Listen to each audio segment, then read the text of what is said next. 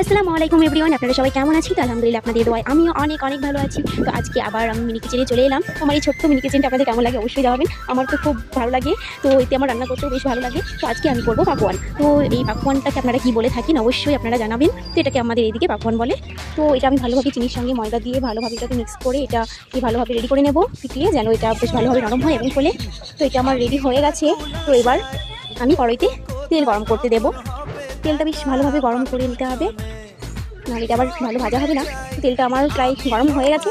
তো এবার আমি তেলের মধ্যে এগুলো ভেজে নেব। তো এর মধ্যে আমি দিয়ে দিয়েছি ময়দা, বেশ ভালোই হচ্ছে, তো কিউট, খুব ভালোভাবে ফুলেছে। ইতিমধ্যে আমার একটা পপকর্ন রেডি। তো এইভাবেই আমি সমস্ত পপকর্নগুলো ভেজে নেব।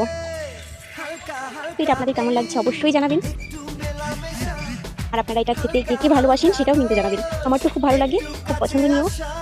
তো এটা আমার এভাবেই প্রায় ভাজা শেষের কাছে। তো আমার ভাজা কমপ্লিট। তো কেমন লাগছে অবশ্যই আপনারা কিন্তু জানাবেন। টাটা।